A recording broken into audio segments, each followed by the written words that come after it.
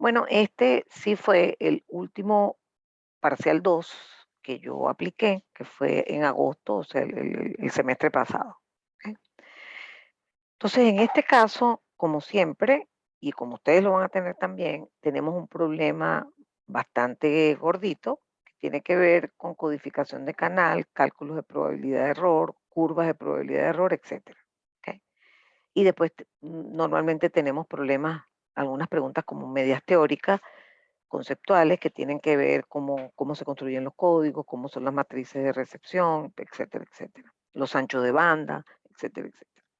En este caso, le doy desde el arranque dos sistemas de comunicaciones distintos, A y B, y le digo que ambos están trabajando en un entorno de mismo valor de sobre eta. Ese valor, ¿verdad? Dependía del último dígito de la cédula de cada uno. Entonces, el esquema, no dibujé dos sistemas distintos porque les dije, bueno, miren, o sea, fíjense que estamos trabajando en un canal y tengo el mismo ETA para los dos. ¿Ok? Cada quien con su forma de codificar distinta, pero el canal va a ser el mismo. Y además, le digo que en ambos sistemas, la potencia de transmisión será de 1 vatio en ambos sistemas y la velocidad a la cual el usuario recibirá los datos es la misma. ¿Ok? Bueno, específicamente, esto que les estoy dando aquí es FBit. Pero de todas, lo que les quiero decir es que si la potencia y la velocidad es la misma, la energía es la misma, porque la energía es la potencia por Tbit, ¿de acuerdo? Entonces es para que sepan dónde estamos estacionados. Entonces ahora sí me dicen, mira, el sistema A tiene una codificación Hamming 7.4, donde se toman 4 bits de mensaje y se le agregan 3 redundantes. Y el sistema B es una codificación por bloque no Hamming, en donde se toman 3 bits de mensaje y se le suman 4 redundantes. ¿Ok? Entonces, el primer punto es verificar que el sistema B, o sea, el no Hamming, que si fuera Hamming, ¿para qué se lo voy a mandar a demostrar si ya lo sabemos? El no Hamming solo puede corregir un error por cada 7 bits. Cuando digo solo puede corregir, es que usted tendría que descartar, en principio, aunque sea con una explicación, ¿verdad? O numéricamente, que no puede corregir dos errores por cada 7 bits. Entonces, evidentemente tenemos que usar la relación de Hamming, que dice que 2 a la R tiene que ser mayor o igual que 7 en 0 más 7 en 1. ¿Ok? Porque eso sería ver que puede detectar y corregir un error. Y en efecto lo logra, porque esto da 1 más 7 que es 8 y 16 obviamente es mayor que 8. Lamentablemente se pierden combinaciones porque son 16 posibles y se usan solo 8, cosa que no permite Hamming. Hamming daría 16 igual a 16, ¿no? Si fuese el valor de 4, que no lo es, ¿no? Realmente con Hamming 7.4, 2 a la R es 2 a la 3. Bueno, listo, pero yo no me quedo contenta porque además veo mucha diferencia y entonces agrego el combinatorio de 7 en 2 para ver si no vaya a ser que t valga 2 en vez de t igual 1. Entonces, cuando lo calculo, el resultado me da, fíjense, ni siquiera terminé de calcularlo, porque esto da 8 y evidentemente este número da bastante mayor que 8, que da 6 entre 2, 3 por 7, 21. Entonces, este número evidentemente es mayor que 16, o sea que t no es 2. Entonces, nos quedamos satisfechos con esta demostración y efectivamente, al final de la historia, los dos códigos tienen t igual 1. Y esto lo digo porque si hay que calcular las probabilidades de error, usted tiene que saber cuál fórmula va a usar. Si no sabe el valor de t, no tiene fórmula a disposición. ¿De acuerdo? Muy bien, esa es la pregunta A. La pregunta B dice lo siguiente: determine el ancho de banda del canal requerido por el sistema B, es decir, el 7.3. Entonces, bueno, eso es una cosa muy sencilla porque yo les doy FBit, o sea, lo único que ustedes tienen que ser capaces de entender que el usuario recibe los datos a FBit. FBit es lo mismo que el usuario tiene, perdón, que en el origen se quiere transmitir. Entonces, yo tengo una data binaria que quiero transmitir a 1 bit por segundo y a esa velocidad la va a recibir el usuario. Si usted se empeña en usar codificación de canal, en el medio va a tener más velocidad. pero en los extremos va a ser la misma. ¿Ok? Muy bien. Determine el ancho de banda del canal y es tan sencillo como tomar el dato que les di, que depende del último dígito de su cédula, y multiplicarlo por 7/3, ¿ok? Que es efectivamente n sobre k. Y eso es todo. Ahora, eso es la velocidad. A mí no me están pidiendo velocidad, me están pidiendo el ancho de banda. Nuevamente, como la codificación es no retorno a cero polar, la dep corta en f bit prima y entonces ese es el ancho de banda. Corresponden al mismo número, aunque significan cosas distintas. Velocidad de transmisión no es igual a ancho de banda. A veces coinciden, como en este caso, numéricamente. Entonces, bueno, eso es todo con respecto a esto. Después la parte C dice, determine la probabilidad de error a la salida, o sea, P final, o sea, PF, para ambos casos. Entonces, yo, digamos, para hacer un problema diferente, cambiándolo de acuerdo al número final, el último dígito de su cédula, eso les cambiaba los valores de E sobre eta en dB. Fíjense que estaba barriendo 3,7, 3,8, 3,9 hasta 4,6.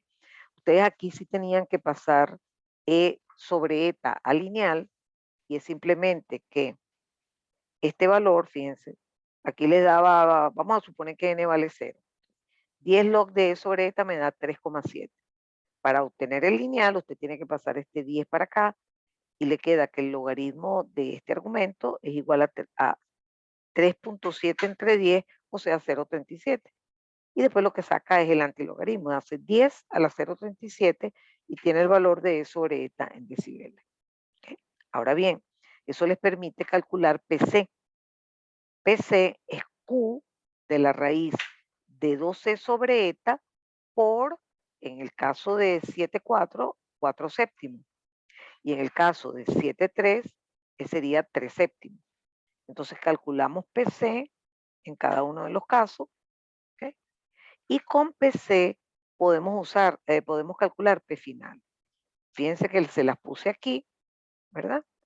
Y les aclaro que aquí pueden aplicar la misma fórmula con diferentes números, obviamente. Digo porque los PC son distintos. Entonces, pero la misma fórmula estructuralmente hablando. O sea, aquí es n-1 en t y aquí es t más 1. Entonces, fíjense que en el examen que hicimos hace rato, t valía 2. Entonces la fórmula es distinta.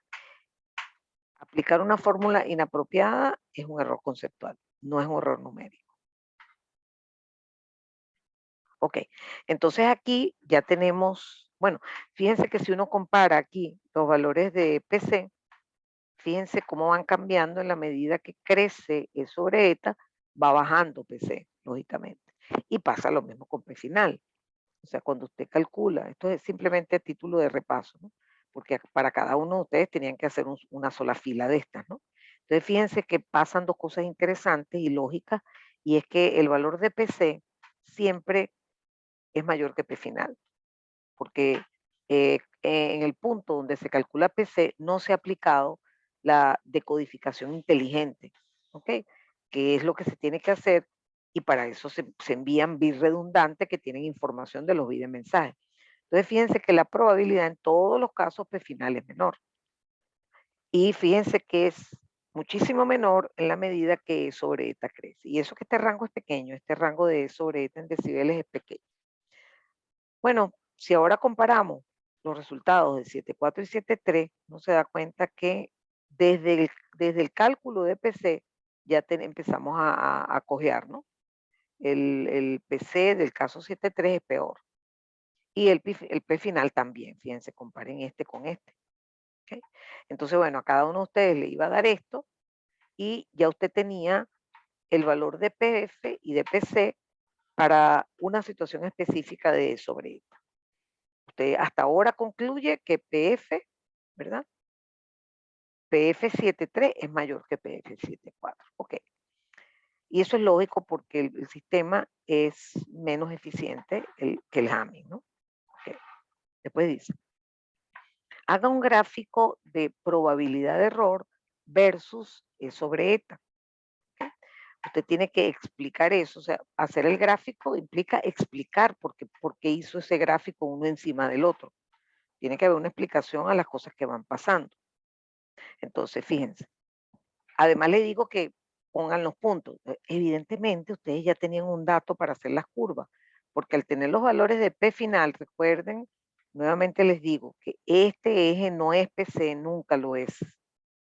En las curvas universalmente usadas, esto es P final, que en la literatura se puede llamar de manera distinta. De hecho, siempre se llama así.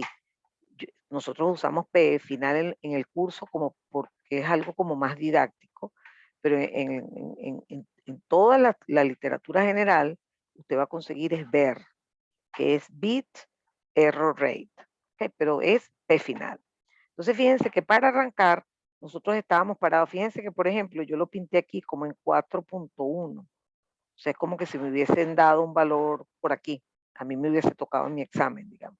Entonces, fíjense que allí coloqué los 2 puntos.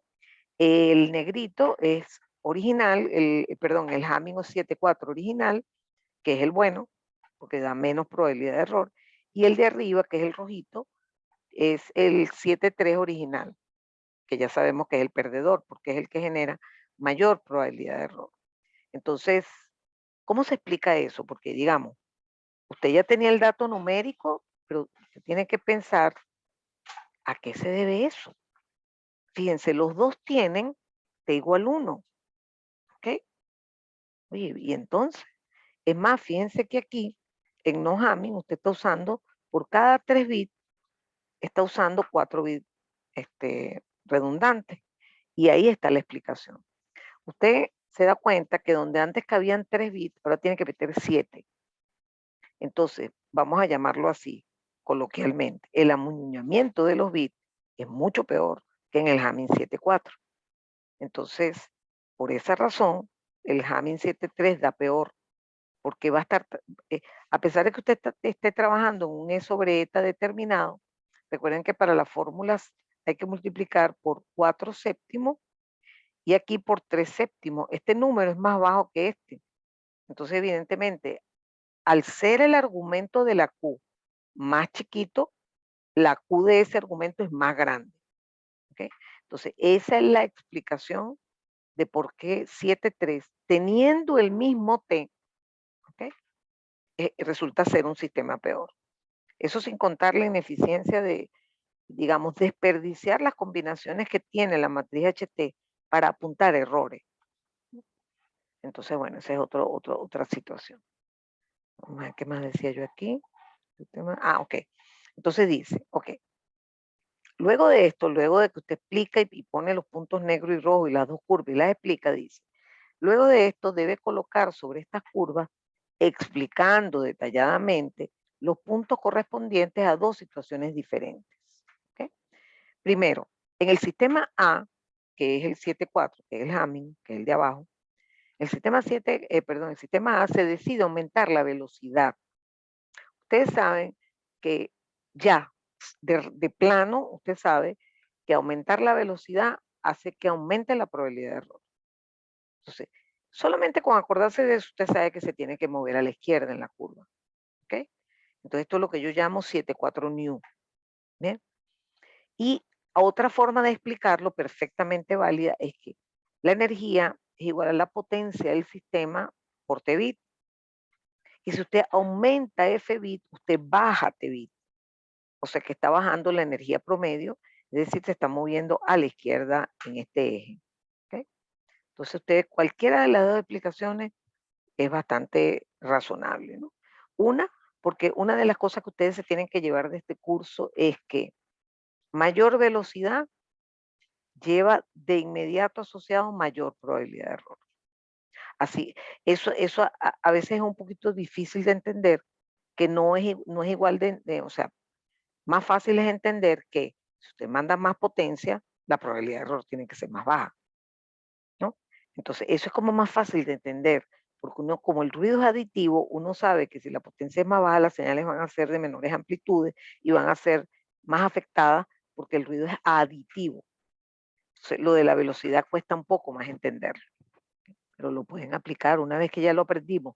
Desde la primera parte del curso, usted puede afirmar sin ninguna fórmula que cuando usted aumenta la velocidad, aumenta la probabilidad de error. ¿De acuerdo?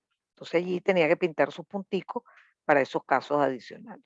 Ah, por cierto, en ese momento a mí se me ocurrió otra pregunta que decidí no colocarla. Fíjense que aquí, esto lo hice yo en MATLAB también, fíjense que aquí pareciera que se van como acercando, ¿no? Pero podría, podrían no cruzarse, eso no es obligatorio. Pero podía ocurrir que yo les preguntase si será posible que ambos sistemas, teniendo esos cambios que estoy ofreciendo aquí, el del caso 1 y el del caso 2, pudieran llegar a tener la misma probabilidad de error. Entonces, fíjense que en principio, si usted mueve este rombo verde hasta aquí, podría ocurrir que tuviese la misma probabilidad de error que el triangulito amarillo. Eso también usted lo tiene que analizar. Yo siempre les he enseñado a analizar las curvas verticalmente y horizontalmente. ¿Ok? Entonces, aquí tenemos misma PE, aquí tenemos misma E sobre eta. ¿Ok? Entonces, fíjense que esa es otra pregunta que le he podido colocar. Vamos a ver cuántos puntos iban aquí. Llevamos 2, 4, 7 y 4, 11. 11 puntos llevamos en esta pregunta. Luego aquí, fíjense que, y voy a aclararle que en esta oportunidad, una pregunta como esta, que tiene 4 subpreguntas, las voy a hacer, pero de manera de selección múltiple. Entonces, vamos a decir que el examen va a tener una estructura similar, pero la pregunta E va a estar eh, colocada con selección múltiple, ¿ok? En vez de que ustedes tengan que poner los valores y explicarlos. No, simplemente hacen su selección porque yo no les pido ninguna explicación. Eso es simplemente, pregunto mismas cosas y es más fácil para mí para corregir. Y me es más fácil además porque puedo hacer variaciones que de manera que a cada estudiante le toque una pregunta distinta. ¿Ok? Muy bien. Entonces aquí tengo, para la codificación 7.3, ¿cuántas palabras codificadas válidas existen? Eso lo discutí bastante y además les di un énfasis filosófico. Y es que si usted tiene que tomar 3 bits de mensaje y formar con él palabras de 7 bits, ¿verdad? Usted sabe que no van a existir 2 a la 7 palabras codificadas. No, no, no, no. Van a existir solo 2 a la 3, o sea, solo 8. Y la idea es que ese subconjunto de 8 palabras válidas sea un conjunto bueno, de códigos que están suficientemente separados, que tienen unos grandes de min para bajar la probabilidad de error. Entonces, bueno, la respuesta simple era esta. Hay 3 bits de mensaje, hay 2 a la 3 palabras codificadas. Eso es todo. ¿Okay? La segunda parte, fíjense que todas valían un punto. ¿Qué dimensiones tendría, para ese mismo caso, por supuesto, es qué dimensiones tendrían las matrices de generación y de HT? Por ejemplo, le voy a hacer las dos preguntas aquí. Bueno, la de generación, recuerden que es la que recibe los bits de mensaje. O sea que en su puerta tiene, en este ejemplo, 3 bits. Por lo tanto, esa matriz tiene que tener 3 filas sin duda alguna, la de generación. Y a su vez, esa matriz genera palabras de 7 bits que van a estar correspondiéndose a 7 columnas. O sea que la matriz G es de 3 por 7. En cambio, la matriz de recepción, ¿verdad?, está esperando palabras codificadas. Por lo tanto, tiene que tener n bits, n filas, en este caso 7 filas.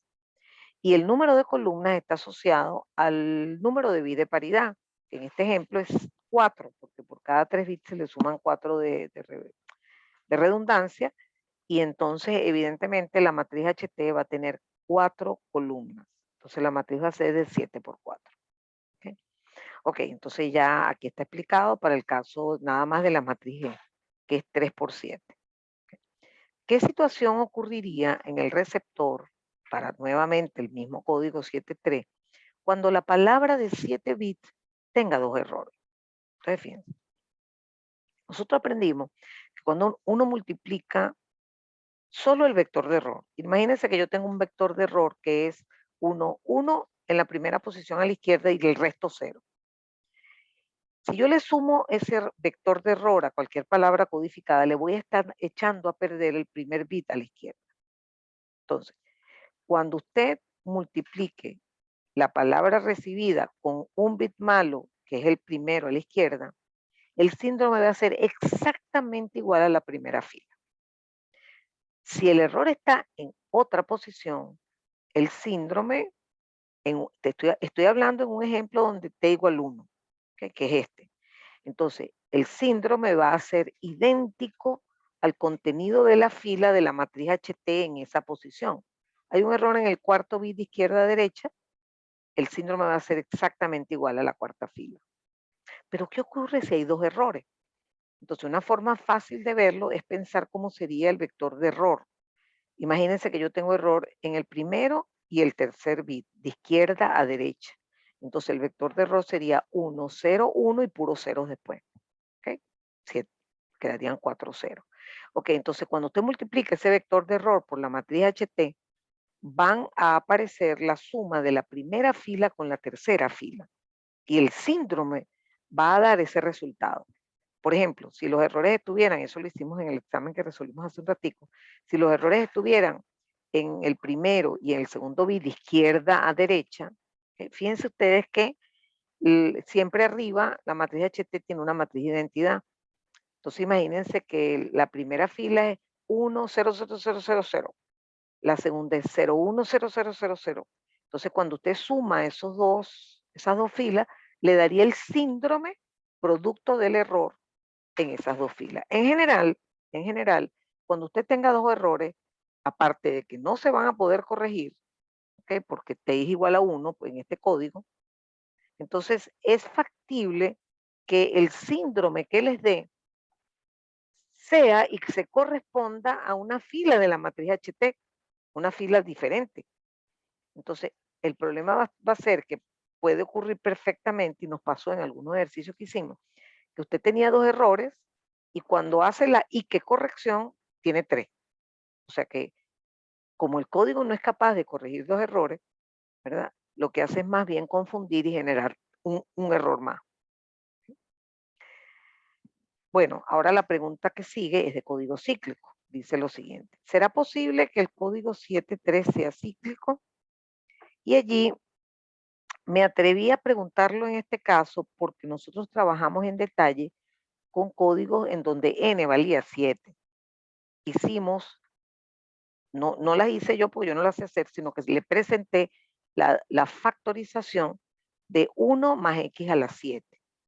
Y eso generó tres polinomios, uno de orden 1, o sea, cuando usted descompone los polinomios 1 más x a la n, siempre aparece 1 más x. Ese no pela, o sea, ese siempre está. Y después aparecen otros. En nuestro caso aparecían polinomios de orden 3. De hecho, uno de esos polinomios lo usábamos para generar un Hamming 7.3. El orden o la potencia del polinomio que usted escoge es igual al número de bits redundante. Entonces aquí tenía polinomios con potencia 1, que es este, que implicaría un solo bit redundante, como N7 implica que serían 6 bits de mensaje. Y cuando tomamos la potencia 3, eso implicaría que tendríamos un código 7.4 porque N es obligado 7. Y si me están diciendo que hay 3 bits redundantes, obvio que hay 4 bits de mensaje. Entonces, esas son las únicas combinaciones válidas y por lo tanto no es posible de ninguna manera que el código 7.3 sea cíclico.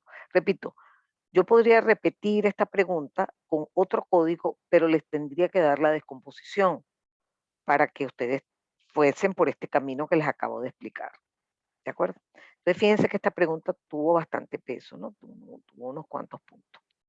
Luego, ya en agosto del año pasado, al igual que lo voy a hacer el próximo lunes, tengo un banco de preguntas de OFDM, tengo un banco de preguntas de espectro disperso y tengo un banco de preguntas generales de códigos de canal. ¿Okay?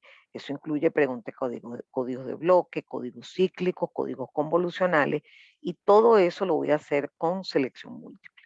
¿Okay? Ese tipo de preguntas. Entonces, todavía no he terminado de diseñar el examen, ya tengo una idea general, pero ya he ido haciendo los bancos de preguntas y, por ejemplo, una de las preguntas de este banco, ¿verdad? Podría ser esta o algo, algo por el estilo de esto. En un sistema OFDM, ya me estoy yendo a evaluar OFDM. En un sistema OFDM se usan 4 portadoras, ¿ok? Distanciadas 300 kHz. Entonces usted se puede imaginar el espectro, perdónenme que seguramente me va a quedar horrible, pero por lo menos para que sepan de lo que estoy hablando, ¿ok? Más o menos así. Tengo 4 portadoras distanciadas. Acuérdense que la distancia es F símbolo. Entonces, esto es F símbolo. Se decide usar modulación QPSK. Eso implica que tengo que, ¿cómo se dice? Agrupar los bits de 2 en 2. La pregunta es, determine el ancho de banda práctico de la señal OFDM. Observen algo. El ancho de banda práctico depende solamente del número de portadoras y de F símbolo. Entonces realmente esto no me hace falta, ¿ok? Pero digamos, eso es algo que usted tiene que saber a la hora de responder.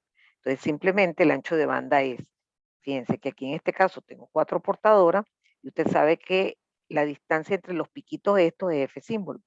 Entonces la forma de calcularlo es el número de portadora menos 1 multiplicado por Fs y después hay que sumarle las 2 colitas de los extremos que también valen Fs. Entonces me quedaría n-1 más 2 por Fs. Entonces usted mete los valores allí y en este caso particular, esta era la primera opción. Está puesto así porque cuando yo diseño las preguntas, el sistema me las presenta y siempre me pone de primera la verdadera, mejor dicho, yo pongo de primera la verdadera. Pero cuando a ustedes se les hace el examen, ellas se ponen aleatoriamente. O sea que ese 1.5 ha podido quedar en cualquier otra posición, 1.5 MHz. Ah, por cierto, aquí les hice adrede, fíjense que les estoy dando todo en kilohertz, cuando multiplico esto 5 por 300 me da 1500 kilohertz, pero las respuestas están en megahertz. ¿Okay? Eso es para sentar también cosas que usted tiene a esta altura de la carrera, tienen que saber perfectamente.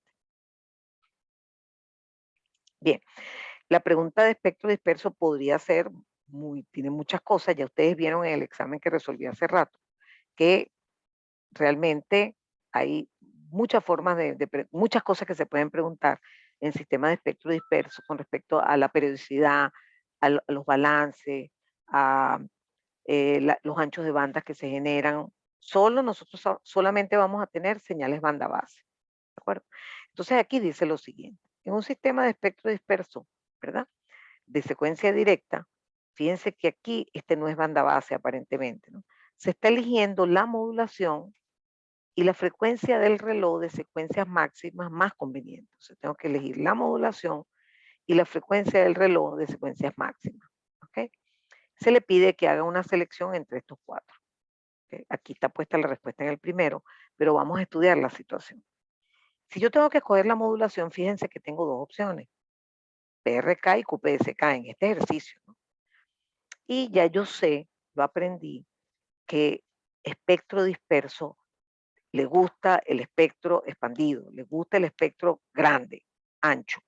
Entonces, QPSK justamente busca reducir el ancho de banda.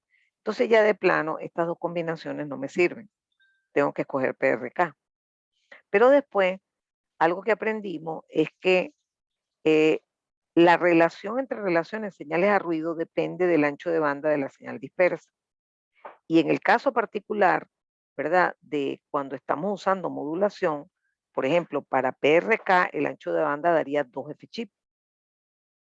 Por otro lado, la ganancia también, efectivamente la ganancia da una idea de calidad, porque está asociada con la relación entre las relaciones señales a ruido. De manera que no queda duda que asumiendo que los usuarios reciben la data a la misma velocidad, o sea que el F-bit es el mismo, el ganador tiene que ser el que tiene F-chip más grande. ¿Okay? Y en este caso el de 8 MHz. Entonces, por eso la respuesta correcta era esta. ¿De acuerdo? Yo creo que con esto terminé. Sí. Bueno, con esto terminé de resolver ese examen y entonces voy a cerrar la sesión. Yo quedo pendiente con ustedes, quedo pendiente de ofrecerles los links de los otros exámenes resueltos. Eso, ojo, ya ustedes lo tienen en el archivo que se llama Material de Apoyo para el Parcial, que está en módulo 7. Allí, después de que están los links de las clases, de las clases como esta, que va a estar también hoy, están después los links a esos videos. Ahí están resueltos el parcial 1, el último parcial de 2019 y del 2020. Entonces los pueden revisar después de que estudien.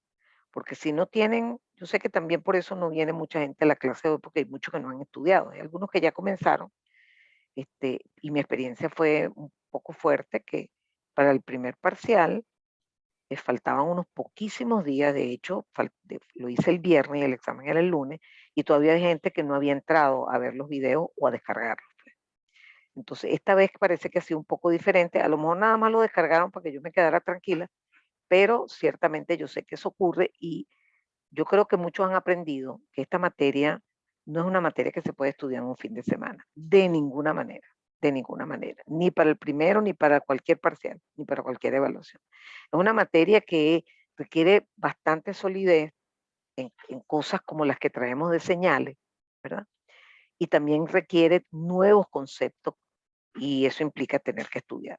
Entonces, no se empeñen en ver los exámenes todavía, aunque es probable que los que vinieron hoy ya tengan, ya se hayan tomado su tiempo para hacerlo.